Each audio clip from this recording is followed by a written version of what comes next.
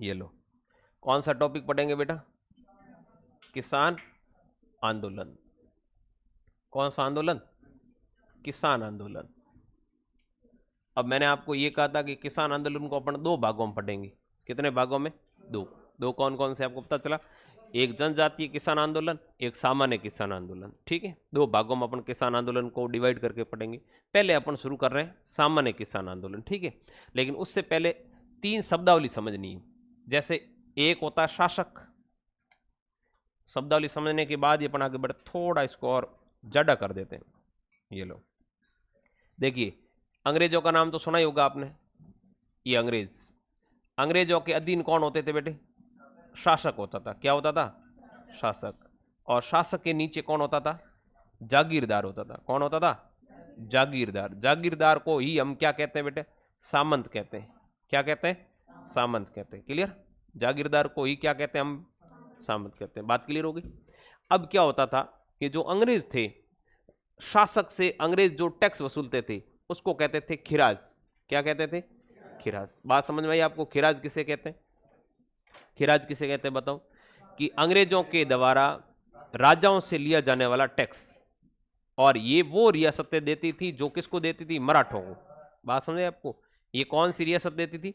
वे रियासतें देती थी जो किसको देती थी? मराठों को। सेम रियासतें ही क्या प्रदान करती थी बेटा? खिराज प्रदान करती। क्लियर? उसके बाद में जागीरदार। सुनो इधर देखो, जागीरदार से जो राजा वसूलता था, शासक वसूलता था, उसका नाम क्या है?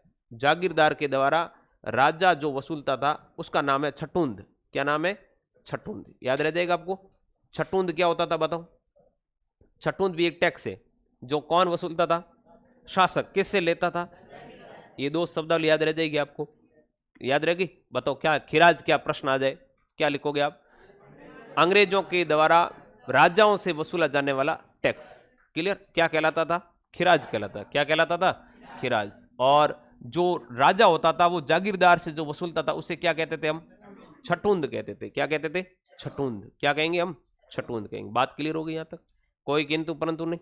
अब आगे सुनिएगा, यहां तक आपकी बात क्लियर हो गई तो नेक्स्ट अपन क्या बात कर रहे हैं उसके बारे में सुनो। ये आपकी शब्दावली क्लियर। एक ध्यान रखना है कि खिराज वही रियासतें देती थी। खिराज कौन सी रियासतें देती थी? वे रियासतें प्रदान करती थी। वे रियासतें प्रदान करती थी। वे रियासतें प्रदान करती थी। करती थी जो जो मराठों को कर देती थी। मराठों को कर देती थी। को कर देती थी। क्लियर होगी बात?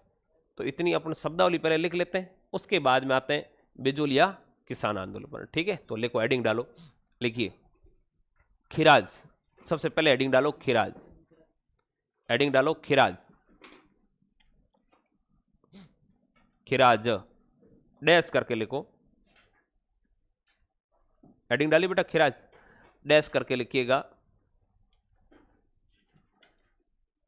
लिखिए आप, अंग्रेजों द्वारा, अंग्रेजों द्वारा, अंग्रेजों द्वारा राजा से, अंग्रेजों के द्वारा राजा या शासक से वसूला जाने वाला टैक्स, राजा या शासक से वसूला जाने वाला टैक्स, वसूला जाने वाला टैक्स खिराज कहलाता था। खिराज कहलाता था। खिराज कहलाता था। लिख दिया आपने?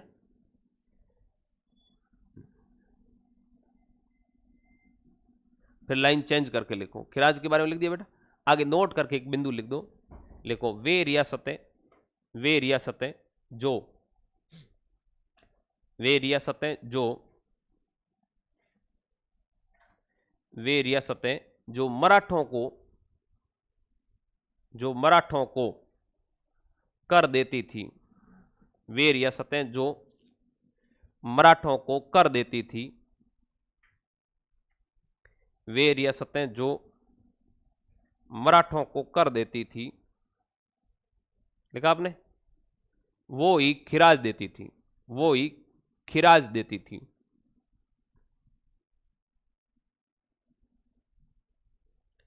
निचली लाइन में लिखो, जैसलमेर रियासत खिराज नहीं देती थी। जैसलमेर रियासत ने कभी क्या नहीं दिया बेटा? खिराज नहीं दिया। कौन सी रियासत ने? जैसलमेर। ये बात आपको ध्यान रखनी है कि जैसलमेर रियासत ने क्या प्रदान नहीं किया बेटे? खिराज नहीं दिया। क्या नहीं दिया? खिराज। याद रह जाएगा आपको कि खिराज कौन सी रियासत नहीं देती बेटा? जैसलमेर। लाइन चेंज करके हेडिंग डालो, छटुंद। छटुंद, छटुंद लगे हेडिंग बेटा, छटुंद।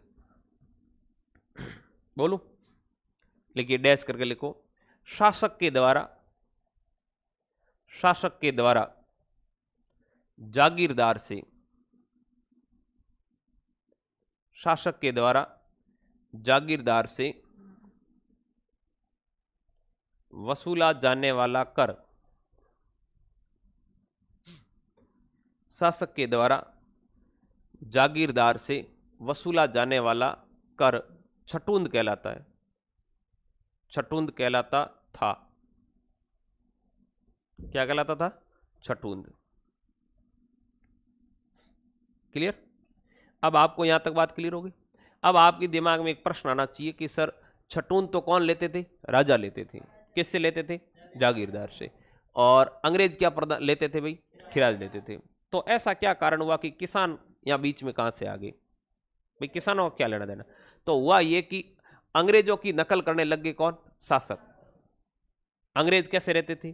पाश्चात्य संस्कृति में बिलोंग करते थे। वो उनकी वेशभूषा, रहन सहन वीआईपी था, खर्चा ज्यादा करते थे। तो राजा लोगों ने भी खर्चे क्या कर दिए? बढ़ा दिए।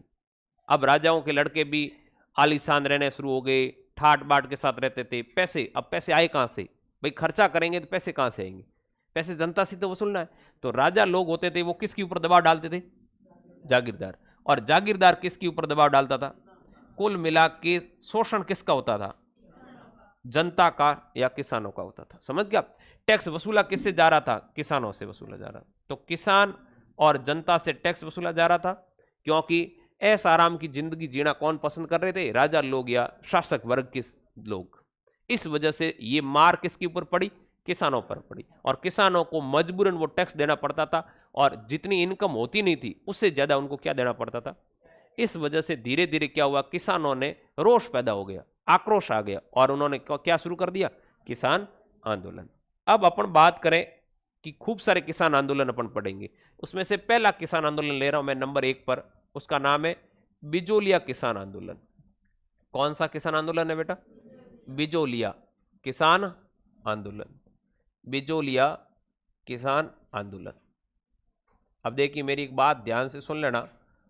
ये जो मॉडर्न हिस्ट्री के टॉपिक है, राजस्थान के अंदर सबसे ज्यादा प्रश्न कौन सी इतिहास से पूछे जाते हैं? आधुनिक इतिहास से। आधुनिक इतिहास का मतलब यूं, इधर देखो, थोड़े आपके एक डाउट क्लियर होना चाहिए, इसलिए मैंने आधुनिक हिस्ट्री पहले शुरू की। समझ आई बात? तो आधुनिक हिस्ट्री पहले शुरू करने का उद्देश्य क्या? देखो, हिस्ट्री के 2 पार्ट कर दिए मैंने। यूं तो 3 होते हैं। 3 कैसे? प्राचीन राजस्थान, प्राचीन राजस्थान अपन ने पढ़ा, फिर उसके बाद में मध्यकालीन राजस्थान, और फिर अपन बात करें कौन से राजस्थान? आधुनिक राजस्थान। कौन सा राजस्थान? जिसको अपन मॉडर्न हिस्ट्री कहते हैं।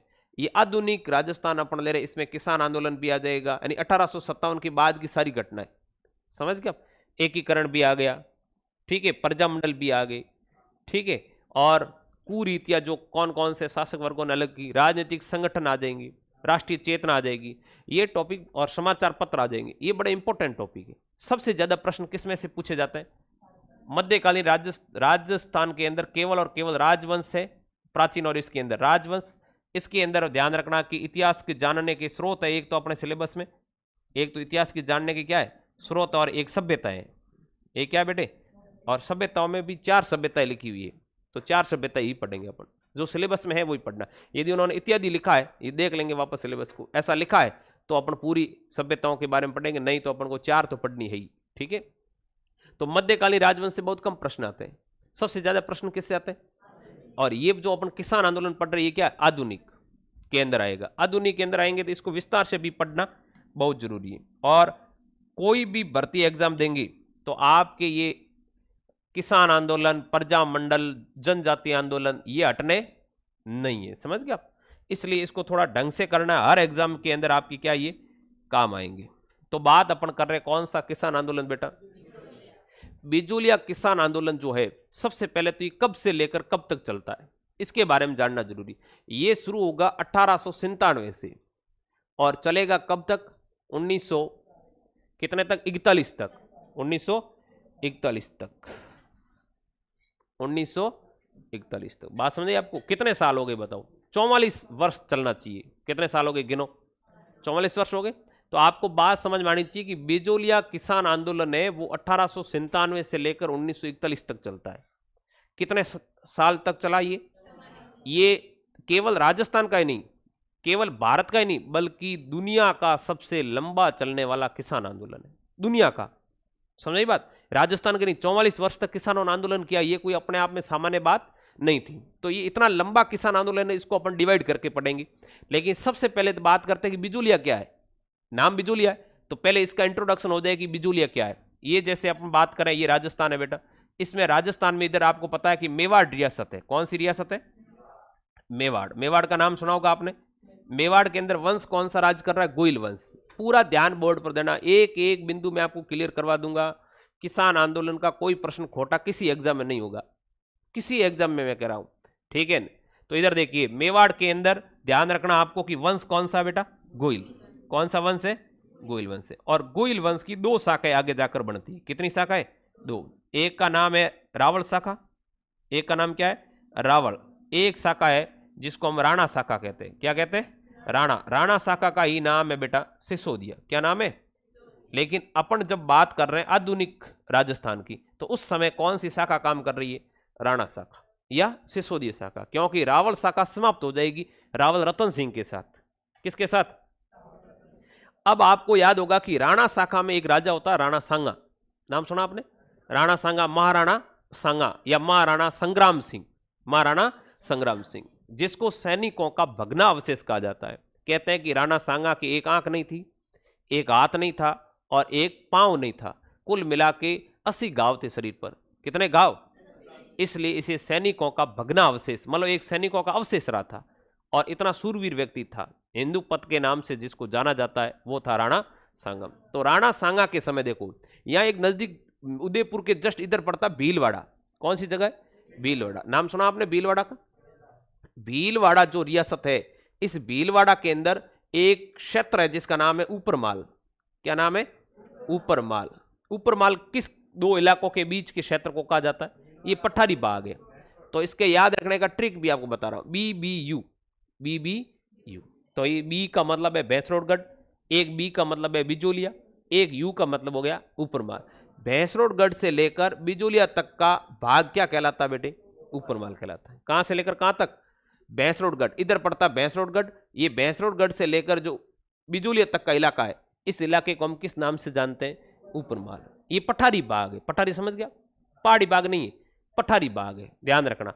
पठार होते हैं जिसके ऊपर क्या थोड़ी समतल होते हैं, पहाड़ आग ऊपर से क्या हो जाते हैं? नुकीले हो जाते हैं। ये तो आपको पता होगा, ठीक है। तो ये पठारी बाग है। कहां से लेकर कहां तक का क्षेत्र ऊपरमाल कहलाता है बताओ? कहां से लेकर कहां तक का क्षेत्र ऊपरमाल कहलाता है बताओ? BBU। BBU का मतलब समझ गया आप कि कहां से लेकर कहां तक बेटे? हाँ, बिजोलिया से लेकर, बी का मतलब हो गया बिजोलिया। बिजोलिया से लेकर कहां तक का क्षेत्र? भैंसरोडगढ़ तक का जो क्षेत्र है, बिजोलिया से भैंसरोडगढ़ तक का जो क्षेत्र है, इस क्षेत्र को हम क्या कहेंगे बेटा? ऊपरमाल कहेंगे। क्या कहेंगे? पहले तो ऊपरमाल क्लियर हो गया। अच्छा, इस ऊपरमाल क्षेत्र के अंदर बिजोलिया एक गांव है। बिजोलिया क्या है? एक गांव। ऊपरमाल क्षेत्र का एक सदर मुकाम है जिसका नाम बिजोलिया है। ऊपरमाल क्षेत्र का सदर मुकाम मतलब समझ गए? हेडक्वार्टर। हेडक्वार्टर समझ गए आप कि भाई जैसे पूरा इलाका है, पूरे इलाके का हेड कहां है, मतलब जहां पर जागीरदार बैठता हो, उस जगह का नाम क्या है? बिजोलिया है। समझ आई बात? तो आप क्या याद रखोगे कि ऊपरमाल क्षेत्र का सदर मुकाम क्या है? सदर थाना सुना आपने? सदर थाना क्या होता था? एक इलाके का एक हेड बैठता था सदर थाना। पहले थानेदार का बहुत बड़ा महत्व था, अब तो क्या है समझ में आ गया कि पुलिस विभाग अलग डिपार्टमेंट है, सामान्य व्यक्ति किसी को अपना आरोप नहीं लगाते। लेकिन पुराने जमाने में अंग्रेजों के समय पुलिस का एक खौफ था, वो तो एक अलग ही था। पुलिस सदर सुनते ही अपने आप में क्या हो जाता था? मामला क्लियर, पहले से हाथा जोड़ी शुरू, क्योंकि अंग्रेजों का शासन था, प्रताड़ित ज्यादा होते थे। तो सदर मुकाम जिसका नाम क्या बेटे? बिजोलिया है। किसका सदर मुकाम? ऊपरमाल का। ऊपरमाल का सदर मुकाम क्या कहलाएगा? बिजोलिया कहलाता है। क्या कहलाता है? बिजोलिया कहलाता है। याद रह जाएगा आपको। ऊपर माल का सदर मुकाम क्या कहलाएगा? बिजोलिया कहलाएगा। और ये जो बिजोलिया है, उस बिजोलिया से लेकर भैंसरोडगढ़ के बीच के क्षेत्र को हम क्या कहते हैं? ऊपर माल कहते हैं। क्या कहते हैं? तो अब प्रश्न आपके दिमाग में आएगा कि सर बिजोलिया ठिकाना बना कब? तो अब मैं बात कर रहा हूं, ये पेज हटा दूं, नए पेज पर ले लेता हूं। इधर देखो, तो बात याद रखनी आपको कि राणा सांगा और बाबर के मध्य एक युद्ध होता है जिसका नाम है खानवा का युद्ध। कौन सा युद्ध है बेटे? खानवा का युद्ध। खानवा का युद्ध किसके बीच में हुआ? सांगा वर्सेस बाबर। सांगा और बाबर के बीच में हुआ। किसके बीच में हुआ बताओ? सांगा और बाबर। बाबर जो है भारत में मुगल सत्ता का स्थापना कर रहा है और सांगा जो है वो मेवाड़ का शासक है। और अपन कह सकते हैं कि संग्राम सिंह वो शासक था जिसने पाती परिवन की प्रथा चलाई। कैसी प्रथा चलाई? पाती परिवन। पाती परिवन का मतलब होता है कि एक झंडे के नीचे राजपूताना के सभी राजाओं को क्या कर दिया उसने? इकट्ठा कर दिया। एक छत्र के नीचे, एक झंडे के नीचे, मतलब मेवाड़ के झंडे के नीचे मारवाड़ का राजा भी था, जयपुर का राजा भी खड़ा है, बीकानेर का शासक भी खड़ा है। सभी रियासतों के शासक, राजपूताने के सभी रियासतों के शासक केवल और केवल मेवाड़ झंडे के नीचे बाबर से क्या कर रहे हैं? युद्ध लड़ रहे हैं। इस प्रथा का नाम, इस प्रणाली का नाम क्या है? पाती परिवन। मतलब सभी राजपूतों को क्या कर दिया इसने? इकट्ठा कर दिया। वो कौन थे? संग्राम सिंह। संग्राम सिंह। इसलिए मेवाड़ राजघराना अपने आप में क्या है? थोड़ा श्रेष्ठ माना जाता है। इन्होंने कभी मुगलों की अधीनता स्वीकार नहीं की, या यूं कह दे कि मेवाड़ राजघराना आज भी हम गर्व करते हैं, प्रताप पर भी करते हैं, सांगा पर भी, कुंभा पर भी अच्छे शासक हुए ना। इसलिए आपको ध्यान रखना, चित्तौड़ अपने आप में क्या है? गौरव है अपना। चित्तौड़ क्या है? गौरव है। तो याद रखना कि सांगा और किसके बीच में युद्ध हुआ बेटे? सांगा और किसके बीच में युद्ध हुआ बताओ? बाबर के मध्य युद्ध हुआ। कौन सा युद्ध हुआ? और ये युद्ध होता है बेटे कब? 1927 के अंदर होता है। सॉरी 1527, मैंने क्या लिख दिया? कब होता है? 1527 के मध्य। कब होता है? 1527 को कौन सा युद्ध हुआ? खानवा का युद्ध। इस युद्ध में एक यूपी का रहने वाला था अशोक परमार। कहां का रहने वाला था? यूपी। यूपी में जगह है जगनेर। जगह का नाम क्या है? अशोक परमार नाम का एक व्यक्ति है, एक जागीरदार है, जो कहां का रहने वाला था? जगनेर यूपी का। कहां का रहने वाला था? जगनेर यूपी का रहने वाला था। और इसने राणा सांगा का क्या किया बेटे? सहयोग किया। राणा सांगा का क्या किया? सहयोग। किसने किया? अशोक परमार ने किया। अशोक परमार ने राणा सांगा का क्या किया बेटे? सहयोग किया। राणा सांगा का सहयोग कौन कर रहा है?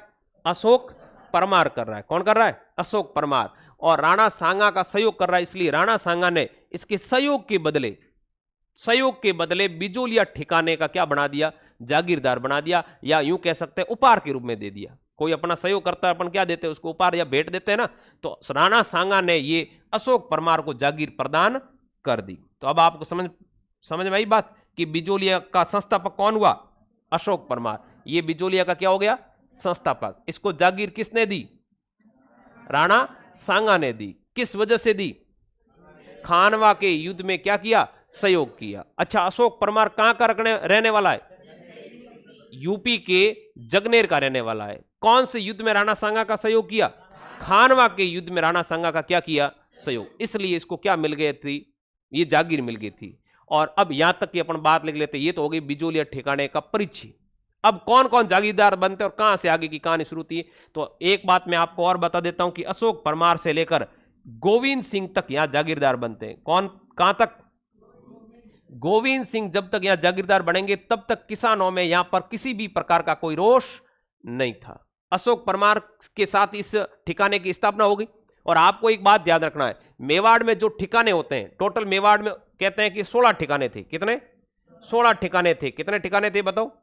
और ठिकाने का जो हेड होता था उसमें ठिकानों की श्रेणियां बनाई हुई थी। मेवाड़ के अंदर श्रेणियां थी, प्रथम श्रेणी, सेकंड श्रेणी और थर्ड श्रेणी। समझ गए? श्रेणी का मतलब विभाजन कर दिया था। टॉप रियासतें अलग, सेकंड स्थान वाली रियासतें अलग, थर्ड स्थान वाली रियासतें अलग। इस प्रकार अपन बात करें कि बिजोलिया किस श्रेणी में आता था, तो प्रथम श्रेणी का ठिकाना था। किस श्रेणी का? प्रश्न पूछा जाता है कि बिजोलिया किस श्रेणी का ठिकाना था, मतलब फर्स्ट कैटेगरी में आता था। राजा जिसको प्रायोरिटी देते, 16 ऐसी श्रेणियां थी, 16 ऐसी रियासतें थी जो फर्स्ट श्रेणी में आती थी। और 16 रियासतों के जो हेड होते थे, यहां ठिकानेदार जो होता था, या इसको अपन कहते जागीरदार जो होता था, ठिकानेदार या जागीरदार, वो राव जी कहलाते थे। क्या कहलाते थे? राव जी, या इनको उमराव कहा जाता था। ये बात समझ आई आपको कि बिजोलिया किस श्रेणी का ठिकाना था? प्रथम श्रेणी का। और ठिकाने का जो हेड होता था वो क्या कहलाता था? राव जी कहलाता था। क्या कहलाता था? इतनी बात क्लियर होगी? तो बताओ सबसे पहले अपन ने बात किसकी की, बताओ एक बार वापस आते टॉपिक पर। हाँ, बिजोलिया कहाँ आया हुआ है? भीलवाड़ा के अंदर। भैंसरोडगढ़ से लेकर बिजोलिया तक के बीच के भाग को हम क्या कहते हैं? और इस ऊपरमाल जो जागीर थी, ऊपरमाल जो क्षेत्र था, इसका सदर मुकाम क्या कहलाता है? बिजोलिया कहलाता है। क्या कहलाता है? बिजोलिया कहलाता है। अच्छा, बिजोलिया जो जागीर थी, इसकी संस्थापक कौन है? अशोक परमार। कहां का रहने वाला है? यूपी के जगनेर का रहने वाला है। कहां का रहने वाला है? यूपी के जगनेर का। अच्छा, ये किस श्रेणी का ठिकाना था? प्रथम श्रेणी का ठिकाना था। यहां के ठिकानेदार को हम किस नाम से पुकारते थे? राव जी के नाम से पुकारते थे। किस नाम से? बात क्लियर होगी? इतनी बात लिख ले, लिखो, हेडिंग डालो, बिजोलिया किसान आंदोलन। पहले तो सन लिख लेना कोष्टक में, ठीक है? उसके बाद अपन एक एक करके बातें लिखते हैं। बोलूं क्या हुआ बेटा? लिखो, सबसे पहली लाइन लिखो, ये हेडिंग डाल दिया आपने, सन लिख दिया आपने। कब से लेकर कब तक किसान आंदोलन चला बिजोलिया? कितने वर्ष चला? 44 वर्ष। दुनिया का सबसे लंबा चलने वाला एकमात्र किसान आंदोलन, और राजस्थान का पहला किसान आंदोलन। ठीक है, चलिए लिखो, लिखिएगा, बिजोलिया वर्तमान में, बिजोलिया वर्तमान में भीलवाड़ा जिले, वर्तमान में भीलवाड़ा जिले का क्षेत्र है, वर्तमान में भीलवाड़ा जिले का क्षेत्र है, क्षेत्र है। लिखा आपने? वर्तमान में भीलवाड़ा जिले का क्या है? क्षेत्र है। क्लियर? लाइन चेंज करके लिखो, राणा सांगा के खानवा युद्ध में, राणा सांगा के खानवा युद्ध में, राणा सांगा के खानवा युद्ध में, खानवा युद्ध की कॉस्ट हम लिख देना 1527। खानवा युद्ध में जगनेर यूपी के अशोक परमार ने, जगनेर यूपी, जगनेर यूपी के अशोक परमार ने, जगनेर यूपी के अशोक परमार ने सहयोग किया, सहयोग किया। अतः सांगा ने भेंट के रूप में, भेंट लिखो या उपहार के रूप में, जो भी लिखो, आपकी इच्छा, उपहार के रूप में बिजोलिया की जागीर दे दी, बिजोलिया की जागीर दे दी, बिजोलिया की जागीर दे दी। क्लियर? कौन सी जागीर दे दी बेटा? बिजोलिया की। ठीक है, लाइन चेंज करके लिखो, ऊपरमाल, शब्द लगाओ, हेडिंग ऊपरमाल, नीचे अंडरलाइन कर दो, डैश करके लिखो, ऊपरमाल। लिखो, बिजोलिया से भैंसरोडगढ़ का,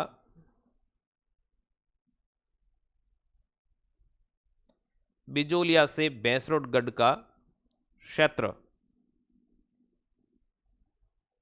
ऊपरमाल कहलाता है, ऊपरमाल कहलाता है, ऊपरमाल कहलाता है। लिखा आपने? कहां से लेकर कहां तक का क्षेत्र? कॉस्ट में ट्रिक लिख दो, BBU, BBU, B for Bijolia, B for Bhainsrorgarh, U for Uparmal. Clear? BBU। Line change करके लिखिए, लाइन चेंज करके लिखो, हाँ लिखिए आप, बिजोलिया प्रथम श्रेणी का ठिकाना था, बिजोलिया प्रथम श्रेणी का ठिकाना था, बिजोलिया प्रथम श्रेणी का ठिकाना था, बिजोलिया प्रथम श्रेणी का ठिकाना था। लिखा आपने? जहां के जागीरदार राव जी कहलाते हैं, जहां के जागीरदार राव जी कहलाते हैं, जहां के जागीरदार राव जी कहलाते हैं।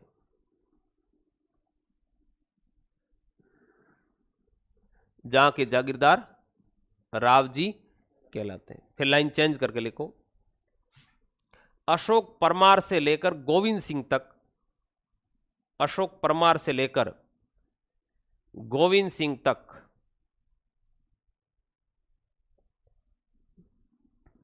अशोक परमार से लेकर गोविंद सिंह तक किसानों में किसी भी प्रकार का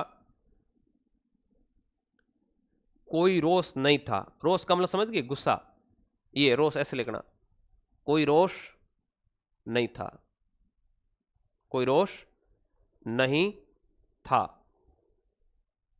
कहां तक कोई रोष नहीं था? गोविंद सिंह तक। लाइन चेंज करके लिखो, लिखिए, राजस्थान का प्रथम किसान आंदोलन बिजोलिया है। राजस्थान का प्रथम किसान आंदोलन बिजोलिया है।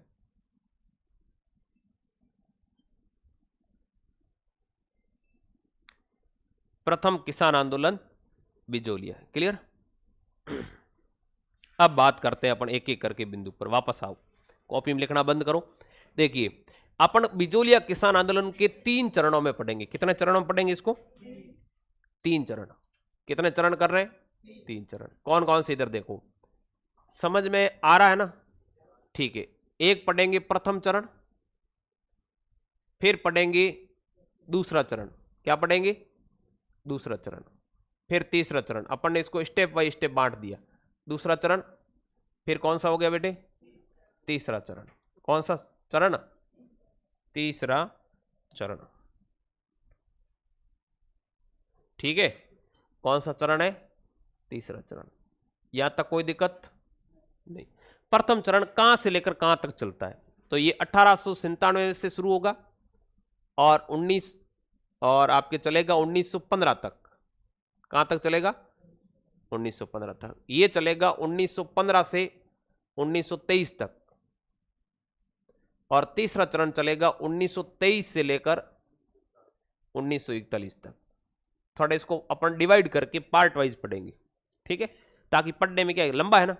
एक बिजोलिया किसान आंदोलन को पढ़ो और बाकी वाले किसान आंदोलन को पढ़ो, बराबर है। इसमें जितने दिन लगेंगे बाकी वाले में उतने लगेंगे। मान लो अकेला ये इतना समय खा जाएगा, क्योंकि लंबा भी है, अच्छा भी है। 90% क्वेश्चन की संभावना भी इसी आंदोलन से, ठीक है। प्रथम चरण कहां से कहां तक है बोलो एक बार?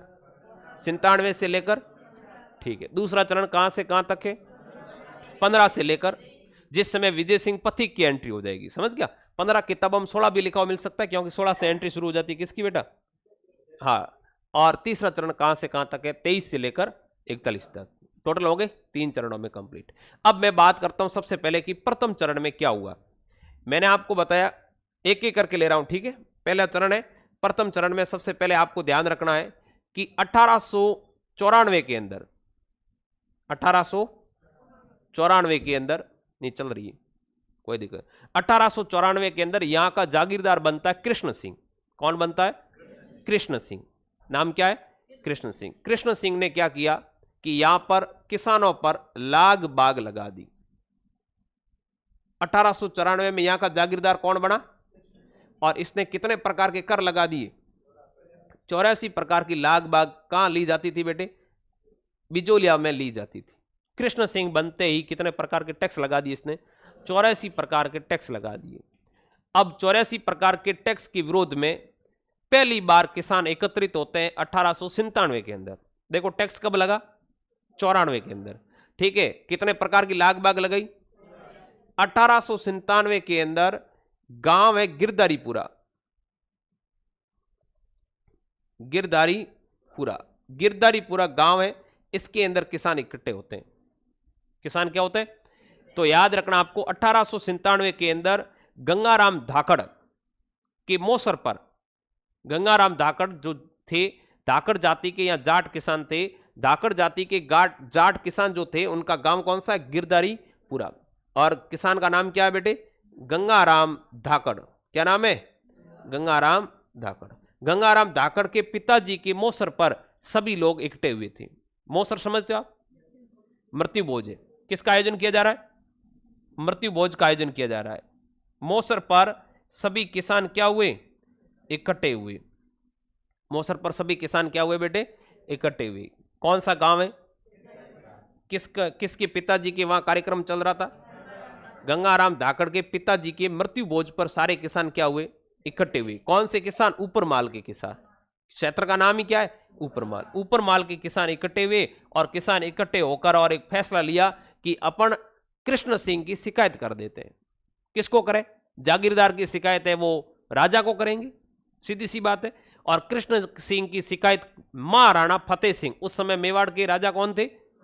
तो ये इन्होंने तय किया, मीटिंग के अंदर फैसला लिया कि अपन महाराणा फतेह सिंह को, किसको?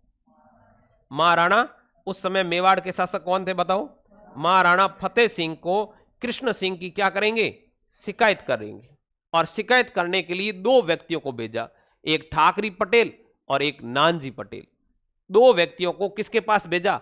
महाराणा फतेह सिंह के पास। कौन कौन से दो व्यक्ति? देखिए, एक का नाम है ठाकरी पटेल। क्या नाम है? ठाकरी पटेल। और एक का नाम है नानजी पटेल। एक का नाम क्या बेटे? नानजी पटेल। नानजी पटेल। एक का नाम ठाकरी पटेल और एक का नाम क्या है? नानजी पटेल। समझ आई बात? एक का नाम क्या बताऊं? ठाकरी पटेल। दूसरे का नाम क्या है? ठाकरी पटेल और नानजी पटेल को मेवाड़ के महाराणा फतेह सिंह की वहां शिकायत करने के लिए भेजा। किसने? किसानों ने। और ये किसानों ने फैसला 1897 में गंगाराम धाकड़ के पिताजी के मौसर के अवसर पर इकट्ठे होकर ये फैसला लिया। समझ आई बात? कहानी समझ आ गई आपको? सबसे पहले क्या हुआ बताओ? 1894 के अंदर वहां का जागीरदार कौन है? कृष्ण सिंह। कृष्ण सिंह ने क्या किया? टैक्स बढ़ा दिया। कितने प्रकार की लाग बाग लगा दी। किसान परेशान थे और एक अच्छा मौका आया 1897 के अंदर। 94 में ये घटना हो गई। 97 के अंदर मौका ये आया कि गंगाराम जी धाकड़, जो गिरधारीपुरा गांव है, उस गांव के किसान थे, उनके पिताजी की क्या था? मौसर का आयोजन किया गया। इनके पिताजी के मौसर के आयोजन के अंदर ये इकट्ठे हुए और इकट्ठे होकर सब किसानों ने एक राय ली और राय लेकर कहा कि अपन इसकी शिकायत कर देते हैं। किसकी? कृष्ण सिंह की शिकायत कर देते हैं। किसको? महाराणा फतेह सिंह को कर देते हैं। महाराणा फतेह सिंह को शिकायत करने के लिए दो व्यक्तियों को भेजा। एक का नाम है ठाकरी पटेल और एक का नाम है, अब समझ आई आपको? ये प्रश्न पूछा हुआ है कि महाराणा फतेह सिंह के पास कृष्ण सिंह की शिकायत करने के लिए किसको भेजा? ठाकरी और नानजी पटेल। यहां तक कोई दिक्कत नहीं। अब क्या हुआ? कृष्ण सिंह गुस्सा हो गया कि भाई मेरी शिकायत महाराणा से की, सीधी सी बात है। जागीरदार नाराज होकर कृष्ण सिंह ने क्या किया? इन दोनों व्यक्तियों को राज्य से क्या कर दिया बेटे? निष्कासित कर दिया। ये दो व्यक्ति आपको दिख रहे? इनको राज्य से क्या कर दिया? मतलब इन्होंने कहा कि आप बिचौलिया के अंदर खड़े ही नहीं रहेंगे। राज्य से क्या कर दिया? निष्कासित। किसने किया? कृष्ण सिंह ने कर दिया। किसने कर दिया? कृष्ण सिंह ने राज्य से निष्कासित किसको कर दिया बताओ? हाँ, ठाकरी पटेल और नानजी पटेल, जो महाराणा के पास शिकायत लेकर गए थे कृष्ण सिंह की। ये फैसला तो गिरधारीपुरा गांव के अंदर गंगाराम धाकड़ के मौसर के अंदर लिया गया था। समझ आ गई बात? अब क्या होगा? बदमाश था। चलिए आगे देखिए। अब यहां तक कि आपको कहानी समझ में आ गई 1897 तक। अब आते आते 1903 के अंदर 1903 के अंदर एक नया कर लग जाएगा और उस कर का नाम है चंवरी कर। कैसा कर लग गया 1903 के अंदर? 1903 के अंदर चंवरी कर लगा दिया गया। तो 1903 के अंदर कहते हैं कि ऊपर माल की जनता पर कृष्ण सिंह ने एक नया कर सौंप दिया और वो थोप दिया कौन सा? चंवरी कर। याद रखना है, इसका सन पूछा एग्जाम के अंदर कि चंवरी कर कब लगाया गया। कौन सा कर है बेटा? चंवरी कर। अब आपके दिमाग में एक बात आई होगी कि चंवरी कर कैसा है? तो किसान के घर में यदि चंवरी मंडेगी, मतलब किसान के घर में बेटी की शादी होगी, तो 5 रुपए किसके पास पहुंचाने जरूरी है? जागीरदार के पास पहुंचाने जरूरी है। मतलब बहन बेटियों की शादी यदि किसान करेगा, अपने घर में चंवरी मांडेगा, तो उसको जागीरदार को क्या देना जरूरी था बताओ? 5 रुपए। कई किताबों में लिखा हुआ 5 रुपए और कईयों में लिखा 13 रुपए। तो मैं यहां दोनों आंकड़े लिखवा रहा हूं। समझ आई बात? चंवरी कर के रूप में कितने रुपए लिए जाते थे? 13 रुपए। लेकिन कुछ पुस्तकों में क्या लिखा हुआ है? 5 रुपए। समझ आई बात? ये चंवरी कर लगा दिया। इसका मतलब क्या हुआ? 1903 से लेकर 1905 तक किसानों ने अपने घर में चंवरी मांडी नहीं। भाई न तो वो कहते हैं बांस होगा न बांसुरी बजेगी, कि जब चंवरी मांडेंगे नहीं तो अपन टैक्स क्या देंगे? तो बहन बेटियों की क्या शादियां रोक दी। ये पाप लगेगा नहीं लगेगा कृष्ण सिंह को? अरे बहन बेटियों की शादी रोकना सीधा पाप लगा, लड़कियों के बारे में कुछ भी गलत सोचना सीधा पाप है। थोर में हाथ उगे मारवाड़ी में के, ठीक है ना। अब ये थोर देखा आज दिन तक है नहीं कि कहाँ हाथ उगते हैं, ठीक है। कहते नहीं कहते अरे क्या छोरी से ठोक दी छोरा के थोर में हाथ उगी कट उगी थोर, हम थोर कटी देखियो तो मन कह दो देखियो है थोर एक वृक्ष है। हाँ चलिए इधर देखो, लेकिन थोर के अंदर हाथ उगेंगे इसका मतलब क्या है? थोर के कांटे लगेंगे। तो याद रखना आप, ये तो अपने यहाँ की बातें हैं। अब किसने देखा? ये देखो आध्यात्मिक दुनिया, मतलब अपन कहते हैं सहानुभूति परानुभूति होती है, तो ये परानुभूति की बातें अपन इस प्रकार बहाना बनाते हैं कि ऐसा हो जाए, ऐसा कहकर हम क्या करते हैं अनैतिक गतिविधियों को रोकने के लिए डराते लोगों को। सही है। अब आजकल ऐसे लोग समझते हैं अनैतिक गतिविधियां वैसे करते नहीं, बालिकाओं के ऊपर हाथ उठाते नहीं, बहन बेटी की इज्जत करते हैं, तो वो अलग बात है। लेकिन ऐसा करके अपन छोटे बच्चों को समझाया जा सकता है। तो ये याद रखना कि 1903 में कौन सा टैक्स लगाया बेटे? चमरी कर लगाया। याद रह जाएगा आपको, तरीका बता रहा हूं। चमरी में कितने अक्षर है? तो 1903 के अंदर कौन सा टैक्स लगा? आपको ऑप्शन मिलेंगे 1903, 1905, 1897। तो तुरंत आपको दिमाग लगना कि सर ने बताया था चमरी में कितने अक्षर, इसका मतलब 1903 में कौन सा टैक्स लगाया? चमरी कर लगाया। कौन सा टैक्स लगाया? अब क्या हुआ कि बहन बेटियों की शादियां की नहीं किसानों ने क्या किया? बहन बेटियों की शादियां रोक दी। तो 1905 के अंदर आखिरकार जागीरदार क्या हो गया? परेशान। और उसने अक्षय तृतीया के दिन, आका तीज का दिन समझ गया आप कौन सा दिन है? अक्षय तृतीया। अक्षय तृतीया कब बनाई जाती है बेटा? अरे आका तीज। वैशाख की शुक्ल तृतीया या कृष्ण तृतीया बताओ? वैशाख की कौन सी तृतीया बताइएगा आप? तो शुक्ल तृतीया यानी अक्षय तृतीया के दिन ये निश्चित किया गया कि अब चंवरी कर नहीं लेंगे। किसने निश्चित कर दिया? कृष्ण सिंह ने। चंवरी कर समाप्त कर दिया। कौन सा कर? याद रह जाएगा आपको कि चंवरी कर क्या कर दिया? समाप्त। चंवरी कर क्या हो गया? ये बात कब की? 1905 की। अब कृष्ण सिंह जी की हो जाएगी क्या? मौत। कृष्ण सिंह जी की क्या हो जाएगी? मौत। और 1905 के अंदर ये चंवरी कर क्या कर दिया भाई? कम कर दिया। और वो तो बद्दुआ लगी, दुआ कहां लगी? आप कह रहे दुआ लगी, दुआ तो अच्छी होती है, लेकिन बद्दुआ क्या होती है बताओ? हाँ। अब हुआ क्या सुनो, किसानों की जो जमीनें थी किसानों ने हल जोतने से भी क्या कर दिया भाई? मना कर दिया भाई कि चंवरी कर लग रहे वो अलग से देना। किसानों ने जमीन जोतना भी क्या कर दिया? मना कर दिया। अक्षय तृतीया के दिन किसानों ने फैसला किया कि अब अपन क्या नहीं करेंगे? खेती नहीं करेंगे, हल नहीं चलाएंगे। किसानों ने फैसला ले लिया कि हल नहीं चलाएंगे। अब हल नहीं चलाएंगे तो उपज उत्पादन होगा क्या? अब जब उत्पादन नहीं होगा तो भूमि कैसी? बंजर है या नहीं? बंजर भूमि पर टैक्स लेगा तो फिर कोई देगा क्या? है? तो सीधी सी बात है कि किसानों ने हल चलाने से क्या कर दिया भाई? रोक दिया। और 1906 के अंदर क्या हो गया भाई? 1906 के अंदर कृष्ण सिंह जी की क्या हो जाती है? मौत हो जाती है। कृष्ण सिंह जी क्या हो गई? और 1906 में कृष्ण सिंह की जगह बन जाता पृथ्वी सिंह जागीरदार। कौन बन गया? अब 1905 तक की बात क्लियर होगी। 1906 के अंदर कौन जागीरदार बन गया? कौन बन गया नया जागीरदार? पृथ्वी सिंह बना। कौन बना? पृथ्वी सिंह। किसकी मौत हो गई 1906 के अंदर?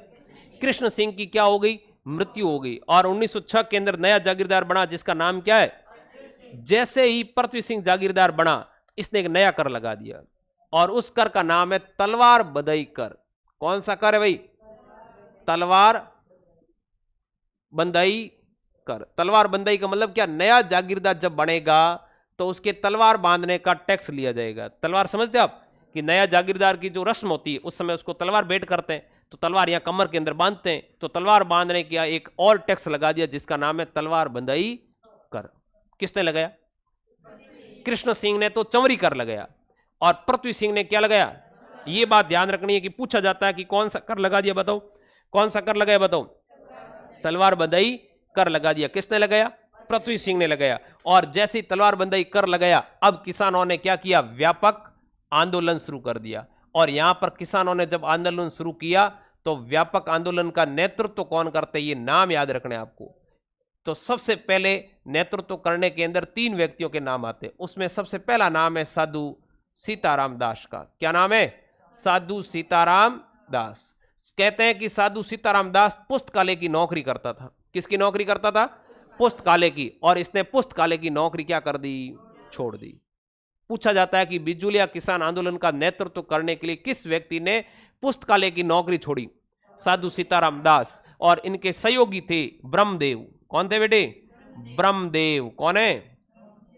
और इसके बाद में साथ में एक बात ध्यान रखना है कि एक और व्यक्ति जिसका नाम है फतेहकरण चारण। फतेहकरण चारण याद रह जाएंगे आपको।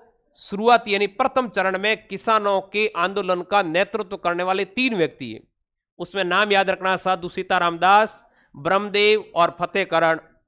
अब इसका ट्रिक बताओ, याद रह जाएगा। नेतृत्व किया बीएसएफ ने। किसने किया? BSF. B for Brahmadev, S for Sadhu Sitaram Das, F for Fatehkaran. प्रथम चरण में ये नेतृत्व करते हैं। ऐसा नहीं कि विजय सिंह पथिक ठोक दो, क्योंकि ऑप्शन में विजय सिंह पथिक होगा। प्रश्न को ध्यान से पढ़ना है कि वो किस चरण के अंदर या सर्वप्रथम कह रहा है कि नहीं कह रहा है। लाइन को पढ़कर उत्तर देना है। ऑप्शन के अनुसार उत्तर चयन और भाषा के अनुसार उत्तर का क्या करना बेटे?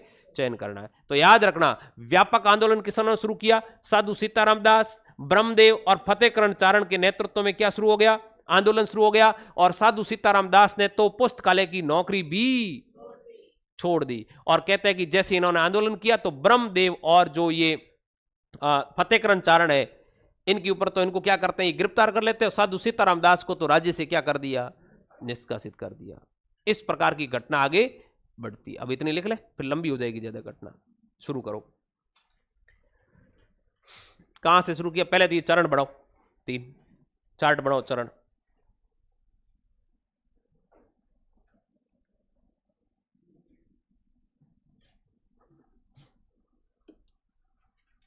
बना दिया।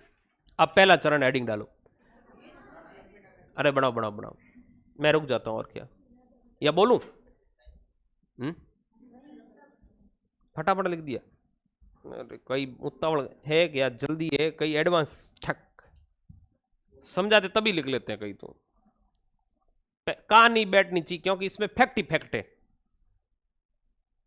तो स्टोरी के रूप में याद रखना जरूरी है कि सबसे पहले पहला चरण हुआ। कृष्ण सिंह क्या बना बेटा? जागीरदार बना। 1894 में उसने 94 में 84 प्रकार के क्या लगे? एक एग्जाम प्रश्न आया कि बिजोलिया में कितने प्रकार के कर या लाग बाग लागू थी? 84 प्रकार की। याद रखना, ये 84 प्रकार की क्या थी? लाग बाग लागू थी। लिख लो। चरण लिख दियो तो मैं बोल बोल के लिखो, घटनाओं को लिखो। सबसे पहले लिखो 1894 ईस्वी में, 1894 ईस्वी में राव कृष्ण सिंह नया जागीरदार बना।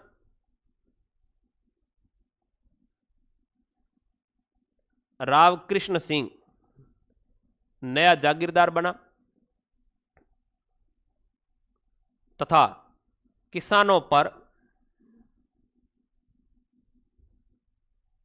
84 प्रकार के टैक्स लगा दिए।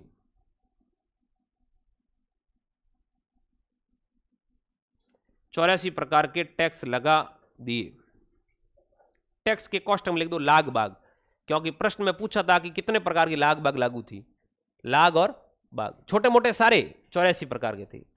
समझ गए आप? छोटे मोटे सारे हैं, इसमें सब प्रकार के टैक्स शामिल है। प्रश्न ये पूछा जाएगा कितने प्रकार की लाग बाग लागू थी, तो याद रखना कितने प्रकार की लाग बाग है बेटा? 84। लाइन चेंज करके लिखो। लिखो 1897 ईस्वी में, 1897 ईस्वी में गिरधारीपुरा गांव में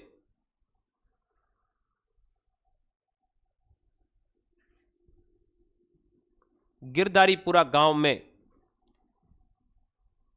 गंगाराम धाकड़ के पिताजी, गंगाराम धाकड़, ये भी पूछा हुआ है कि बिजोलिया में किस जाति के किसान थे? धाकड़ जाति के। हाँ धाकड़ जाट है, ठीक है, क्वेश्चन लिख दो। गंगाराम धाकड़ के पिताजी के मौसर के अवसर पर, गंगाराम धाकड़ के पिताजी के मौसर के अवसर पर, मौसर कह दूं, मृत्युभोज कह दूं, नुक्ता कह दूं? नुक्ता। अरे ये नाम सुना आपने? नुक्ता। नुक्ता क्या होती है? जब नुक्ति बनती वो नुक्ता। नुक्ति कब बनाते हैं? बस काजू कतली बनाते हैं। तो अब भाई आपकी मैं कुछ नहीं कहूंगा। अब मैंने तो ऐसे याद किया कि आदमी मुक्त हो गया, मुक्त होने पर बनाई पीछे नुक्ता, और अपन खाते हैं नुक्ती, तो ये मृत्यु भोज है। हाँ, क्या होता है? बिंदी या बूंदी? अच्छा, बूंदी बनाते हैं अपने बढ़िया मीठी मीठी है। फिर गांवों के अंदर वो डोले के डोले आते हैं पूरे लेडीजों के, डोरे उतरे नीचे है, समूह, पूरा समूह ग्रुप, 50 लेडीज एक साथ, जैसे कोई आक्रमण करने वाली पूरा वो झूला तोड़ो एक साथ में आकर आक्रमण करती है। हाँ, ठीक है ना। और घूंघट के अंदर दाब दबा दब बूंदी चलिए लिखिएगा। अच्छा, मतलब कविता वो बता रही है कि मैंने ऐसी घटना की है चलिए लिखो आप, कोई बात नहीं, लिखिए। नेक्स्ट लिखो। 1897 में, वापस मैं एक बार बोल रहा हूं लाइन, कि गिरधारीपुरा गांव में गंगाराम धाकड़ के पिताजी के मौसर के अवसर पर किसानों ने निर्णय लिया, किसानों ने निर्णय लिया, निर्णय लिया कि जागीरदार की शिकायत, जागीरदार की शिकायत मेवाड़ महाराणा फतेह सिंह को करनी। जागीरदार की शिकायत मेवाड़ महाराणा फतेह सिंह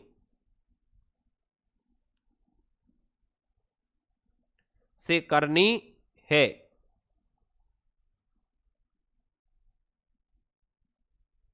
लाइन बदल के लिखो। शिकायत करने के लिए, शिकायत करने के लिए नानजी बाई व ठाकरी पटेल को, नानजी पटेल लिख दो, बोली भाई नहीं लिखो तो पटेल लगा दो, नानजी पटेल व ठाकरी पटेल को, नानजी पटेल व ठाकरी पटेल को महाराणा के पास भेजा। किसके पास भेजा बेटे? महाराणा के पास। और लाइन बदल के लिखो। कृष्ण सिंह ने नानजी व ठाकरी को, नानजी व ठाकरी को ऊपर माल से निष्कासित कर दिया, ऊपर माल से निष्कासित कर दिया। ऊपर माल से क्या कर दिया बेटे? निष्कासित। तो दो घटनाएं लिखवाई, बताओ कब कब की? 1894 के अंदर तो क्या हुआ? जागीरदार बना। 97 में पहली घटना होती है गिरधारीपुरा गांव के अंदर, गंगाराम धाकड़ के वहां पर इकट्ठे हुए, नानजी और ठाकरी को भेजा। अब लिखो 1903, ये याद रखना, स्टार लगा देना 1903 पर, क्योंकि ये पूछा जाता है कि चंवरी कर कब लागू किया, इसका सन पूछा जाता है। लिखो 1903 डैश करके लिखो, लिखिए आप। कृष्ण सिंह ने चंवरी कर लगा दिया, कृष्ण सिंह ने चंवरी कर लगा दिया।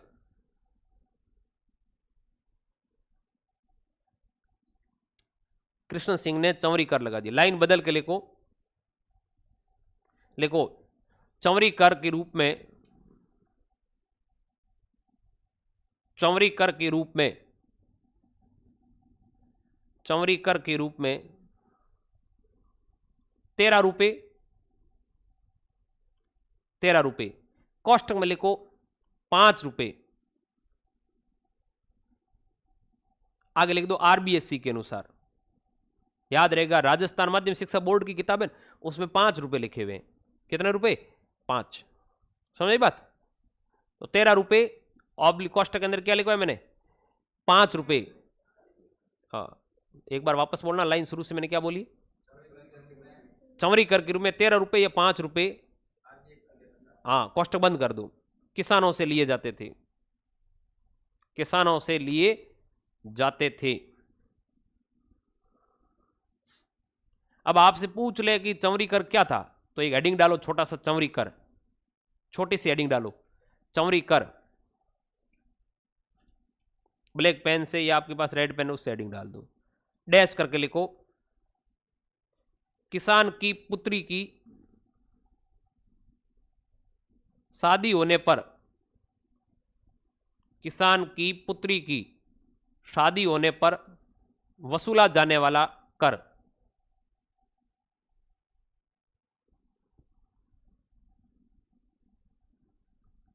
वसूला जाने वाला कर।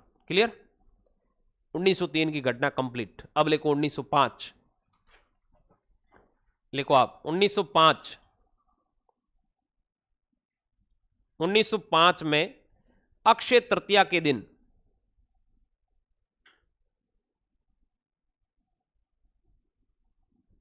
अक्षय तृतीया के दिन किसानों ने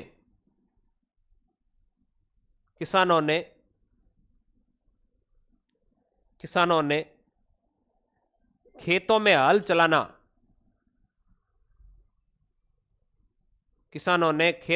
चलाना बंद कर दिया या मना कर दिया, ये लिख दो।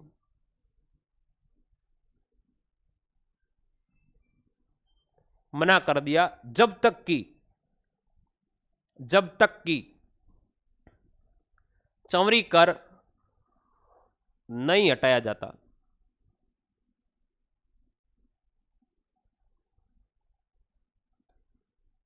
तो 1905 में क्या निर्णय लिया पता चला आपको? किसानों ने कहा कि आज के बाद हम क्या नहीं चलाएंगे? हल। क्यों नहीं चलाएंगे? कि जब तक क्या नहीं हटाया जाए। तो यहां कृष्ण सिंह ने एक रियायत दी। क्या दी वो लिख लेते हैं अपन। इधर देखो, या इधर देखिए कि पहले 1/2 टैक्स लिया जाता था। कितना? और अब 1/2 से घटाकर उसने कर दिया 2/5। घटा के बढ़ा? 1/2 का मतलब आधा, कि 1 रुपए का सीधा कितना लिया जाता था? आधा रुपए लिया जाता था। अब उसने किया 2/5। तो इधर देखो, यहां तो हुआ 0.5, यहां भाग लगाओ तो कितना हो गया बताओ? 0.4। तो टैक्स घटा है ना, वो 0.5 लिए जा रहे थे, यहां कितने लिए जा रहे? तो लिखो आप, लिखो घबराकर कृष्ण सिंह ने, घबराकर, 1 मिनट रुकना, घबराकर कृष्ण सिंह ने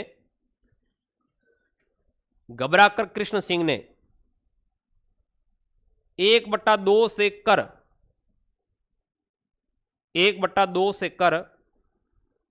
2/5 कर दिया। कॉस्ट में लिख दो, कम कर दिया। याद रहेगा कि कम है, कई चीज समझे 2/5 ज्यादा होगा। गणित जिसको नहीं आती गड़बड़ हो जाएगी, तो ये दिमाग में रखना। वैसे साइंस वालों की कोई दिक्कत नहीं, वो समझ जाएंगे। आधे से 2/5 किया तो कम हुआ है, यानी पहले 0.5 रुपए ले रहे थे, तो अब कितना लिया जाएगा? 0.4 रुपए लिया जाएगा। समझ बात? लाइन चेंज करके लिखो, लिखो 1906 में कृष्ण सिंह की मृत्यु हो गई।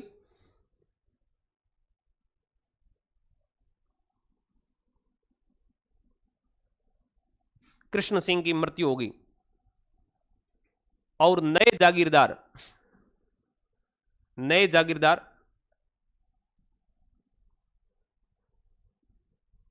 कामा, कामा कहां पड़ता है बेटे? डीग के अंदर। डीग का नाम सुना आपने? भरतपुर के पास अंदर एक डीग अब जिला बन गया। देखो नए जागीरदार कामा डीग के पृथ्वी सिंह बने। नए जागीरदार कामा, कामा जगह है, कामा डीग, डीग कहां बेटे?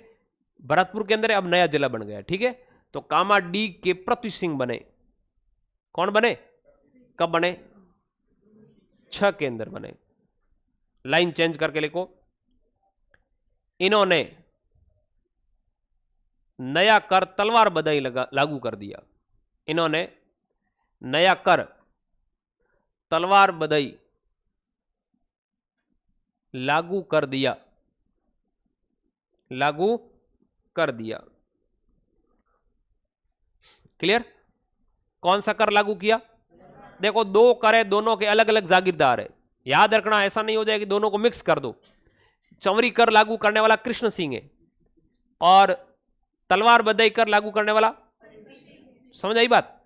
पृथ्वी सिंह ने कौन सा कर लागू किया? तलवार बधाई। और चंवरी कर किसने लागू किया?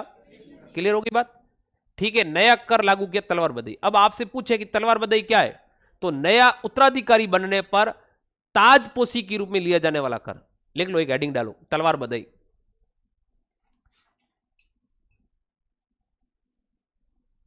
लिखो आप, नए जागीरदार बनने पर, नए जागीरदार बनने पर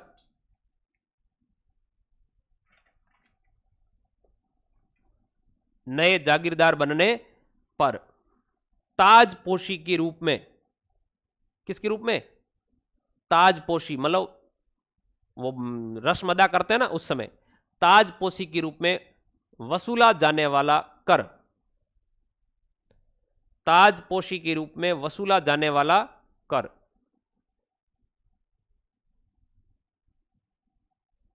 क्लियर? खड़ी पाई लगा दो, आगे लाइन चेंज करके लिखो। लिखो आप 1913 ईस्वी में, 1913 ईस्वी में साधु सीताराम दास, साधु सीताराम दास कौमा ब्रह्मदेव व फतेहकरण चारण,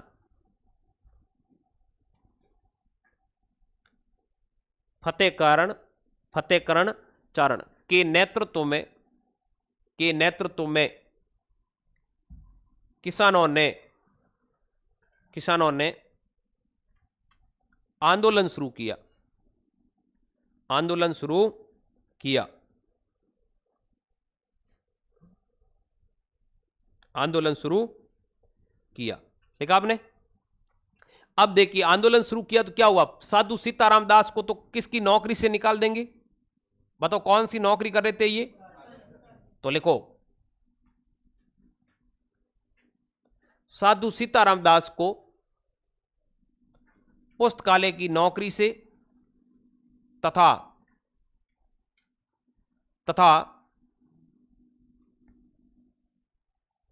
साधु सीताराम दास को पुस्तकालय की नौकरी से तथा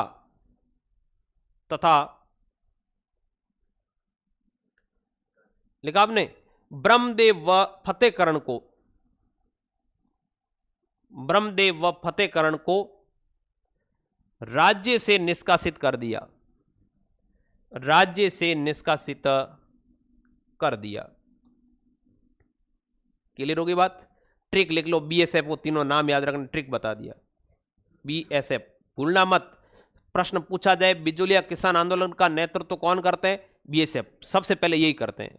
बी का मतलब ब्रह्मदेव, एस का मतलब और एफ का मतलब याद रह जाएगा आपको, फतेहकरण। ये भी प्रश्न एग्जाम पूछा है कि किस व्यक्ति को पुस्तकालय की नौकरी से निकाल दिया? साधु सीताराम दास को। अब एक छोटी सी बात रह गई है और प्रथम चरण क्या हो जाएगा? इधर देखो भाई, ध्यान देना। 1914 के अंदर कृष्ण सिंह की भी क्या हो जाती है? मौत हो जाती है। अरे सॉरी, पृथ्वी सिंह की, क्योंकि कृष्ण सिंह की मौत तो 1906 में हो गई। किसकी हो गई? पृथ्वी सिंह की क्या हो गई? किसकी मौत हो गई बताओ? अब पृथ्वी सिंह की मौत होते ही नया जागीरदार बनता है केसरी सिंह। कौन बना बेटे? नया जागीरदार कौन बना? कौन बना बताओ? केसरी सिंह बना। कौन बना? नया जागीरदार केसरी सिंह बना। और ये केसरी सिंह उम्र में क्या था? छोटा था, तो कह सकता हूं अल्पवयस्क था। क्या था? अल्पवयस्क। अल्पवयस्क का मतलब समझ गया आप? छोटी उम्र थी। कैसी उम्र थी? इसलिए यहां पर बिजोलिया में कोर्ट ऑफ वार्ड्स नियुक्त कर दिया। मतलब जो प्रशासन था वो राजा ने अपने हाथ में ले लिया। इसको कहते हैं मुंसरमात लागू करना, यानी केंद्र सरकार का सीधा शासन लागू हो जाना। ये समझो आप, ठीक है? इसको कहते हैं मुंसरमात। क्या लागू कर दिया? तो अल्पवयस्क होने की वजह से बिजोलिया के अंदर क्या लागू हो गया? मुंसरमात लागू हो गई। क्या लागू हो गई? बिजोलिया को मुंसरमात लागू कर दिया, या बिजोलिया में क्या शासन कैसा लागू कर दिया? Court of wards. Court of wards लागू कर दिया। ये याद रखना, कोर्ट ऑफ वार्ड्स का मतलब होता है मुंसरमात। क्या अर्थ होता है? मुंसरमात। राष्ट्रपति शासन लागू कर दिया, समझ लो समझने की दृष्टि, यानी राणा महाराणा का शासन लागू हो गया डायरेक्ट। जागीरदार का शासन क्या हो गया? इसका मतलब जागीरी छीनी नहीं है, जागीरी छीनी नहीं गई है। जागीरी छीनते तो केसरी सिंह को हटा देते। जागीरी छीनी नहीं गई, बल्कि क्या किया? मुंसरमात लागू की गई। मुंसरमात लागू करने का मतलब हो गया कि यहां पर कोर्ट ऑफ वार्ड्स का मतलब हो गया कि अब प्रशासन की जो जिम्मेदारी है, शासन संभालने की जिम्मेदारी है, वो महाराणा की तरफ से नियुक्त व्यक्ति करेगा। और वहां पर प्रशासक के रूप में किसको नियुक्त किया? अमर सिंह राणावत। प्रशासक किसके नियुक्त किया? प्रशासक कौन बना बेटे? अमर सिंह राणावत। अमर सिंह, याद रह जाएगा आपको। किसको नियुक्त किया बताओ? याद रह जाएगा, वापस सुन लो फिर इसी के रूप में इसको लिख लेना। देखो 1914 में किसकी मौत हो गई, इसकी क्या हो गई बेटे, मौत हो गई। मौत होने के बाद कौन बना, ये नया जागीरदार है, नया जागीरदार बना। और केसरी सिंह की उम्र क्या थी बेटे, कम। कितनी कितनी उम्र थी, छोटी उम्र थी, या ये समझ लो 10-12 साल का लड़का होगा, इसलिए ये शासन को संभाल नहीं सकता। इसलिए बिजोलिया में क्या लागू कर दिया, मुंसरमात। मुंसरमात का मतलब कोर्ट ऑफ वर्ड्स लागू कर दिया, कोर्ट ऑफ वर्ड्स। और कोर्ट ऑफ वर्ड्स लागू किया और यहां का प्रशासक किसे नियुक्त किया बेटे, अमर सिंह। ये एग्जाम में पूछा कि पृथ्वी सिंह की मौत के बाद बिजोलिया में किसको प्रशासक बनाया गया, अमर सिंह राणावत। तो इसको इसी रूप में लिख दो, मेरे हिसाब से भाषा में कोई ज्यादा मतलब नहीं, समझ आ जाएगी बात। और प्रथम चरण क्या हो गया, पूरा हो गया। कल आते ही इसका रिवीजन करके फिर दूसरा चरण शुरू करेंगे, ठीक है। इसलिए मैंने 5 मिनट ले लिए सर।